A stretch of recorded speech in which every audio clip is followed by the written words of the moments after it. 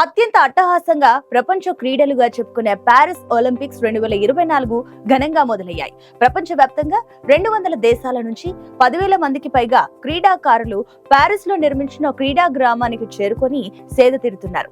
మరి ఇన్ని దేశాలలో అత్యధిక స్వర్ణాలతో ఎవరు అగ్రస్థానంలో నిలబడనున్నారన్నది ఆసక్తికరంగా మారింది.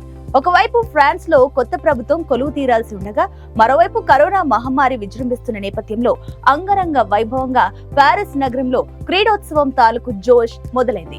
ఈసారి జరగనున్న ఈ క్రీడల్లో హాట్ ఫేవరెట్లుగా అమెరికా, చైనా దేశాలు పోటీ పడుతూ సమరానికి సై అంటున్నాయి. ప్రధానంగా ఈ రెండు దేశాల మధ్య ఉండబోతుందని చెబుతున్నారు క్రీడారంగపు నిపుణులు. అగ్రరాజ్యపు ఆధిపత్యాన్ని కొనసాగించాలని అమెరికా భావిస్తుంటే, టోక్యోలో కేవలం ఒక్క పతకం తేడాతో కోల్పోయిన అగ్రస్థానం డ్రాగన్ ఈసారి పట్టుదలతో దానిని సాధించాలని అనుకుంటుంది.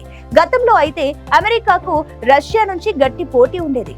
కానీ ఆ తర్వాత చైనా దేశం అమెరికా, రష్యాలకు ధీటుగా ఎదిగింది. సిడ్నీలో జరిగిన 2000 ఒలింపిక్స్ నుంచి చైనా నుంచి మంచి ఆట తీరు కనిపిస్తుంది. ఆ ఏడాది 28 స్వర్ణాలు సాధించింది. అయితే అమెరికా 37, రష్యా 32 స్థానాల తరువాతి దాని స్థానం మూడోదిగా ఉండిపోయింది. అయితే 2004లో చైనా రష్యాను వెనక్కి నెట్టి అమెరికా తరువాతి రెండో స్థానానికి చేరుకుంది. ఆ తర్వాత వచ్చిన 2008 బీజింగ్ కు ఒలింపిక్స్ లో ఏకంగా అమెరికాను దాటేసి ఎదిగింది చైనా. అయితే ఆ తర్వాత జరిగిన 2 ఒలింపిక్స్ లో ఆ జోరును కొనసాగించలేకపోయింది. 2012లో అమెరికా 48 స్వర్ణాలతో తిరిగి అగ్రస్థానం సాధిస్తే, చైనా మాత్రం 39 స్వర్ణాలతో సరిపెట్టుకుంది. అంతేకాదు 2016 ఒలింపిక్స్ లో మళ్ళీ ఎప్పటిలాగే రెండో స్థానంలో ఉన్న బ్రిటన్ తరువాతి మూడో స్థానంలోకి చేరిపోయింది. కానీ 2020 ఒలింపిక్స్ సమయానికి చైనా గొప్పగా పుంజుకుంది. గత ఒలింపిక్స్ లో కేవలం ఒక్క పతకం తేడాతో అమెరికా అగ్రస్థానం సాధించింది. అయితే 2008 తర్వాత రష్యా ఎన్నడూ టాప్ 3 స్థానం కూడా సంపాదించలేకపోయింది. గత ఒలింపిక్స్ లో డోపింగ్ కారణంగా, ఇప్పుడు ఉక్రెయిన్ యుద్ధం కారణంగా రష్యా నిషేధం ఎదుర్కొంటుంది. ఆ దేశ అథ్లెట్లు ఈసారి పారిస్ ఒలింపిక్స్ లో నామమాత్రంగా కేవలం 15 మంది మాత్రమే పోటీ పడుతున్నారు. చైనా మాత్రం ఈసారి అమెరికాను అధిగమించాలన్న పట్టుదలతో ఉంది. అయితే అమెరికా అంత తేలికగా చైనాకు లొంగుతుందా అన్నది సందేహంగానే ఉంది. ఇది ఈ 20 సంవత్సరాల ఒలింపిక్స్ ప్రస్థానం. ఈ క్రమంలో ఈసారి బ్యాడ్మింటన్ లో గతంలో లాగా ఆధిపత్యం చెలాయించే అవకాశం కనిపించడం లేదు. ఎందుకంటే బ్యాడ్మింటన్ రంగంలో అమెరికా, భారత్ కూడా గట్టి పోటీ ఇచ్చే అవకాశం ఉంది. అయితే టేబుల్ టెన్నిస్, డైవింగ్ క్రీడల్లో మాత్రం మెజారిటీ స్వర్ణాలు చైనా సొంతమవుతాయన్న విషయంలో సందేహం లేదు. ఇవి కాకుండా weight lifting, badminton, shooting, sailing, canoeing లాంటి క్రీడల్లోనూ చైనాకు చెప్పుకోదగ్గ స్వర్ణాలు వస్తాయని అంటున్నారు విశ్లేషకులు. అయితే ఎంతో కాలంగా ఒలింపిక్స్ క్రీడల్లో తిరుగులేని ఆధిపత్యం చెలాయిస్తున్న అమెరికాతో చైనా పోటీ పడడం కాస్త కష్టమేనని చెబుతున్నారు. ఎందుకంటే ప్రధానంగా అథ్లెటిక్స్ లో యుఎస్ కు చైనా దరిదాపుల్లో ఉండదు. స్విమ్మింగ్, బాస్కెట్బాల్ విషయంలో అమెరికాతో పై చేయిగా ఉంటుంది. సిమోన్ బైల్స్ లాంటి స్టార్ అథ్లెట్స్ ఉన్న జిమ్నాస్టిక్స్ లో అమెరికా మెజారిటీ స్వర్ణాలు సాధించే అవకాశం ఉంది. ఇంకా cycling, skateboard, surfing, taekwondo, fencing, golf, breaking లాంటి క్రీడల్లో అమెరికా స్వర్ణాలు గ్యారంటీ అంటున్నారు. రష్యా నుంచి ఈసారి నామమాత్రపు ప్రాతినిధ్యం ఉండడంతో తిరిగి పోటీ అమెరికా, చైనాల మధ్య ఉండబోతుంది. అయితే గత ఒలింపిక్స్ కు ప్రస్తుతం ఫ్రాన్స్ లో జరుగుతున్న ఒలింపిక్స్ విషయంలో చాలా తేడాలున్నాయి. ఈసారి అనేక అంశాలు ఈ క్రీడలపై ప్రభావం చూపించనున్నాయి. ప్రస్తుతం ఫ్రాన్స్ రాజకీయాలు గందరగోళంగా ఉన్నాయి. అధ్యక్షుడు మెక్రాన్ ముందస్తు ఎన్నికలకు వెళ్లి భంగపడ్డారు. అదంతా సద్దుమణిగి ఈ రోజు ఒలింపిక్స్ మొదలయ్యాయి. తాజాగా అక్కడ ప్రభుత్వం మారింది. ఈ ఎన్నికలలో అధ్యక్షుడు మెక్రాన్ సొంత పార్టీ ఓటమిని చవిచూశారు. ఇక కొత్త ప్రభుత్వాన్ని ఒలింపిక్స్ తరువాతే ఏర్పాటు చేస్తామంటూ అధ్యక్షుడు మెక్రాన్ మొండి పట్టుపట్టారు. ఆయన దృష్టంతా ప్రస్తుతం పారిస్ ఒలింపిక్స్ సక్సెస్ పైనే ఉంది. ఇప్పుడు అంగరంగ వైభవంగా సాగుతున్న ఒలింపిక్స్ 2024 పారిస్ లో జరుగుతున్నాయి. పారిస్ అంటే ప్రపంచ ఫ్యాషన్ రాజధాని. అక్కడ గంటకో ఫ్యాషన్ పుడుతుందనే పేరు. ఇక ఫ్రాన్స్ అంటేనే అత్యంత సుందరమైన దేశం అంటారు.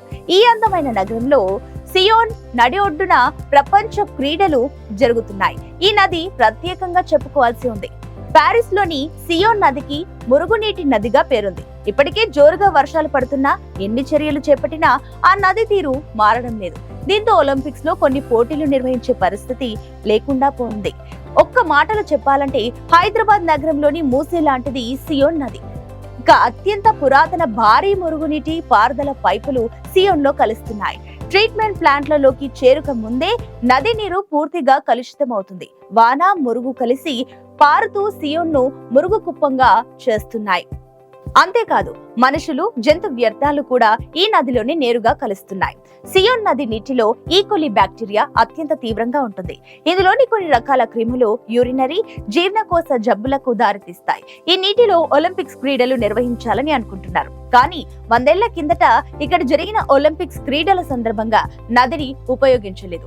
పారిస్ 1923లో అంటే 101 ఏళ్ల కిందట ఒలింపిక్స్ కు ఆతిథ్యం ఇచ్చింది. అప్పట్లోనే కాలుష్యంతో సియోన్ నదిలో ఈత పోటీలు నిషేధించారు.